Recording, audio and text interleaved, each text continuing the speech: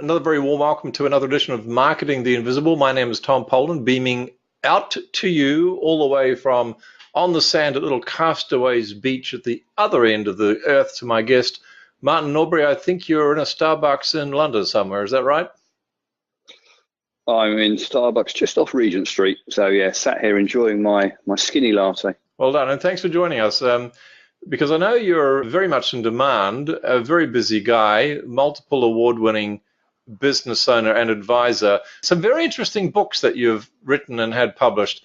For those of you who don't know, Martin's the #1 best-selling Amazon author of I Don't Work Fridays.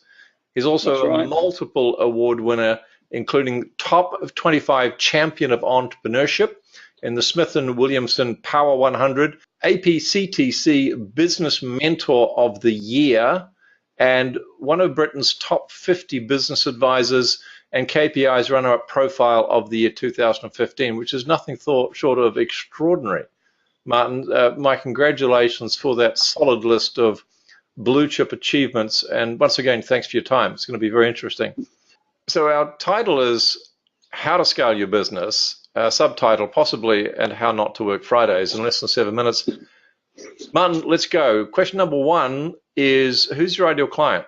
We tend to work with families, husband and wife teams, funny enough. And the reason is because they have a dream, they started their business, they get it to a certain point, and then they get scared of going to the next step because they're scared of losing it all, and they don't know what to do, and they just keep going round and round and round in circles. So that tends to be our ideal client. Question number 2 is, well, what is the problem you solve? And then we go to question 3, which are some of the symptoms that they'd be experiencing before they're working with you. Yeah, so the problem we solve is they're frustrated, they're working all hours, they're, I suppose, generally running really, really fast to stand still, and they can't see a way out of it, and they're scared if they go backwards, they'll lose it, but if they go forwards, they risk everything. And they're just stuck in this horrible interim position of not knowing what to do next. So other than, it sounds like paralysis almost, what are some of the other symptoms that they're going to be experiencing within their business? They're losing trust with their team. They're covering their team. They're doing 5 or 6 jobs rather than 1. The thing that they started out to do, which they had passion and love for, they've fallen out of love for it.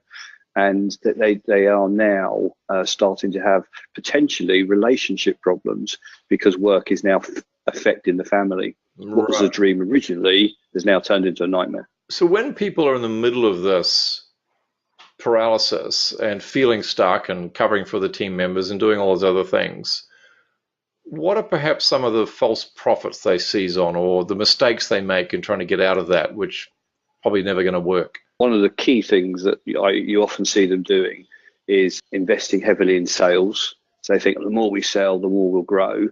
And actually what they're doing is growing broke, technically. Their business is getting bigger, but it's getting harder and harder and harder to run. So they do that. They then bring in consultants who focus on tactical elements of the business. So they focus on things like the sales and marketing, maybe like people, maybe HR, all those sorts of areas. But what they don't understand is the problem is looking at them in the mirror. Right. That's the challenge. Right. And you referenced one of the mistakes being that they start working on tactical stuff.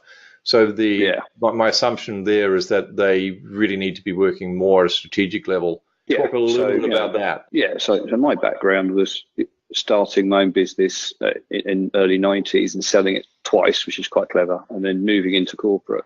And I realized that the day I started being like a CEO, acting and thinking like a CEO, the business just grew and grew and grew. And it was when I was focused on the detail and down in the dirt, the business was actually stifled. And what we help the owner of the business do, first of all, is work out who the best person is, and then get them to focus on key things in the business that's going to drive it forward. At a strategic level. Okay. Yeah, very much. And so question 5 is, what's one valuable free action that someone who's in that situation could take, which is going to help a bit? So normally we're talking of businesses that are in the sort of medium to high 6 figures. So they have a team maybe of 5 or 6 or 7 people, maybe slightly more. And the most valuable thing they can do is to let the team do what they need to do. It sounds really easy, but what happens is the business owner on their own set up, and normally with their husband or wife, and they get to a certain point and they bring in their first member of staff, and then their second and third and fourth, but they don't explain what the way of running the business is, how things should be done, what the values of the business are, what the processes are, anything. So of course these other people then fail to deliver. So what the owner does is go back into the business and start doing it all over again. And they just need to let these guys prove that they can do it. So they need to step back, look at the job they're doing, and let other people fail, succeed at the job they're doing. Right. If they succeed, great. And if they fail, great. Because either way, you can't grow a business if you're trying to do everybody's job. It's impossible. The juggler's only good when the juggler's there. When you take him away, everything falls down. Right. So that's the biggest mindset shift our clients have. Great metaphor.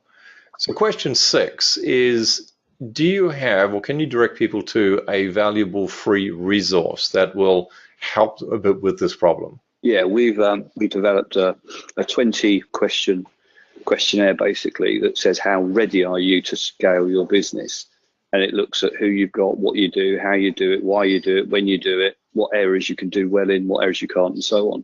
And that's on our website, which is www.myadvocatementor.com/downloads. Perfect. Thank you. Last question, 1 minute left. From all your years of experience, both as selling a business twice, very clever, and your experience in corporates as well, what's one valuable free tip that you could leave with people? Yeah, it's one, took me ages to find. And I'm the classic, used to go to Anthony Robbins conferences, used to go to all these things, read books on motivation, all these wonderful things. And I realized very quickly that wasn't going to help me, because I can't wake up every day feeling that I've got no fear, enthused, passionate or anything. So the analogy I use is that if I was going to jump out of an aeroplane on a parachute charity type jump, then the key thing for me is, yes, the motivation will get me into that aeroplane, but without the parachute, I'll die. And what we focus the business on is systems. Systems save you from mental blockage. Systems save you from fear. Thanks for checking out our Marketing the Invisible podcast, and make sure you also check out our 5-hour lead generation challenge at www.5hourchallenge.com.